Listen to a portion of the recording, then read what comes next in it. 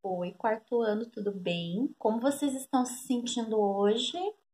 Está um friozinho, não é mesmo? Finalmente chegou o dia da nossa aula de arte e hoje a gente vai conversar um pouco sobre op art. Bom, crianças, o tema da nossa aula passada era sobre perspectiva, né?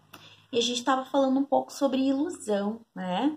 De como que a perspectiva ela quer representar uma profundidade, mas que na verdade é só uma ideia, né? De que tem uma profundidade usando por meio de linhas e afastamento dos objetos, né? Vocês fizeram foto, alguns fizeram desenho. Então, hoje a gente vai continuar falando desse assunto, mas hoje a gente vai tratar sobre a op art, tá? Então, lá no livro de vocês, na página 38, tem uma imagem que é a dessa zebra aqui, ó, tá? Vou deixar ela aqui com vocês, pra vocês olharem ela um pouquinho, ó. Então, o que a gente observa nessa obra da zebra? Pega o livro de vocês aí para ver junto comigo, tá? Essa obra dessa zebra é uma obra feita pelo artista Vitor Vassarelli, tá? Ele fez essa obra em 1937, tá? E o que a gente percebe aqui é que ele usa muitas linhas, tá? Ele usa muita linha e ele usa uma cor bem monocromática, né? Então, ele usa o preto e usa o contraste do preto com o branco ali, né? Então, ele usa muitas linhas e essas linhas, elas são linhas mais orgânicas, que são linhas que têm um movimento, tá? Então, a ideia dele aqui era representar esses animais, né? Lá no livro fala o seguinte: muitos artistas exploraram a ilusão em suas obras. O pintor húngaro Vitor Vassarelli desenvolveu uma pesquisa com formas geométricas e cores contrastantes. Em suas pinturas, ele criava no olhar do público uma ilusão de movimento. Vassarelli foi considerado o precursor da op art. Então, o Vassarelli, como a prof explicou, ele usava muitas linhas, essas linhas eram orgânicas, e ele usava o contraste entre essas linhas para criar a ideia de volume e de movimento. Mais uma obra do Vassarelli aqui, ó, na parte de baixo, tá? Essa aqui, ó. Parece que são uns tigres, né? É, tigres mesmo. Então, o nome dessa obra é Tigres, de Vitor Vassarelli. Foi uma obra que foi pintada um ano depois daquelas zebras lá, ó. Essa daqui é de 1937 e essa daqui é de 1938, tá? Então, esse momento na história da arte, a op art, ela tinha essa representação, tá? De representar o movimento, de representar as formas que as coisas tinham, tá?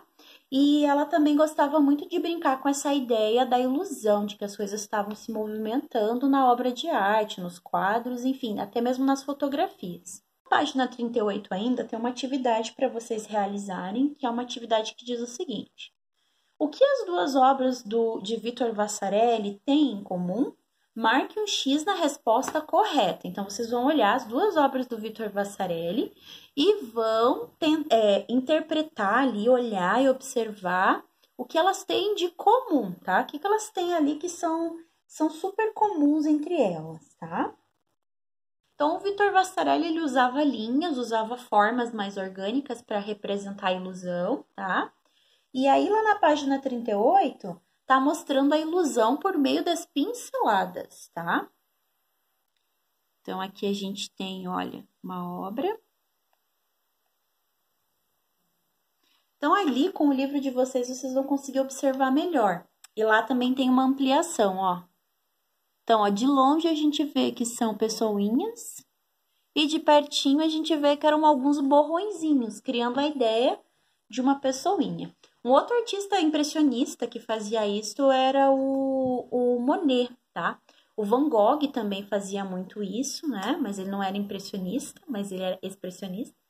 E esses artistas, eles gostavam muito de usar essa pincelada rápida, agressiva e que desse a ideia de que era uma pessoa, ou de que era um animal, ou uma casinha, tá? Eu tenho um livro aqui, eu vou mostrar algumas obras melhor para vocês, tá bom? Então, eu trouxe aqui alguns livros que a prof tem, que a prof gosta muito. E o meu artista favorito, que eu amo de paixão é o Monet.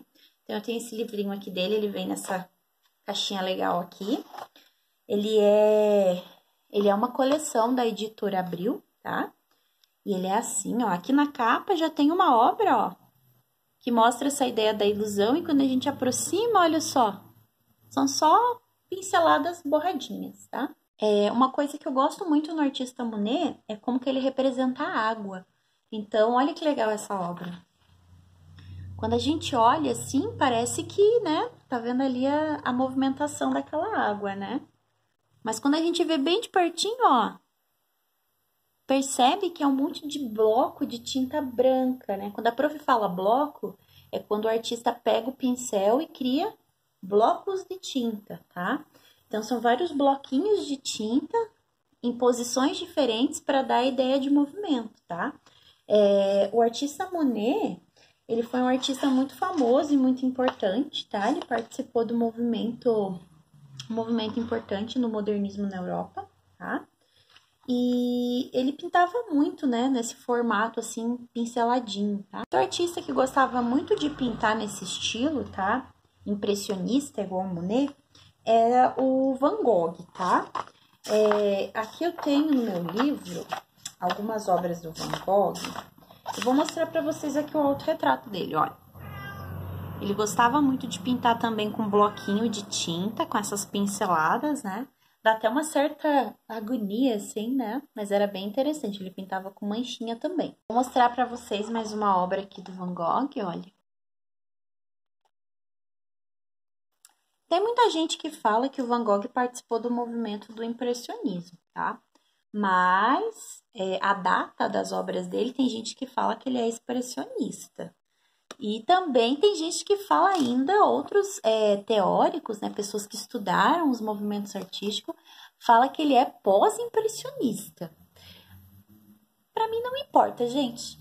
Eu gosto. Vou mostrar pra vocês.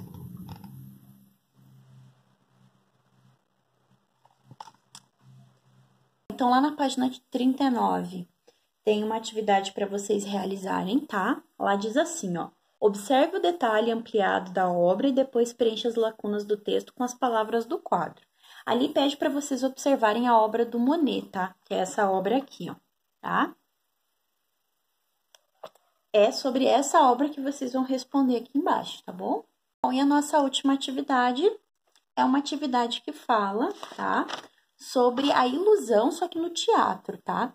Então, lá na página 40, tá falando sobre o uso dessa ilusão no palco do teatro, tá? Então, na página 40, acompanhem com a prof. Diz assim, ó. O palco é um local onde se criam ilusões em diversos espetáculos musicais e teatrais. Cantores e atores simulam voos e caminhadas soltos no espaço. Fantasmas conversam com os vivos, cães e gatos falam, cozinham e dirigem carros. Observe a imagem a seguir que mostra uma cena de uma peça teatral. Perceba como cada elemento cênico ajuda a criar a ilusão. Então, lá tem uma obra, tá? Na verdade, é uma fotografia do espetáculo do Proust, tá?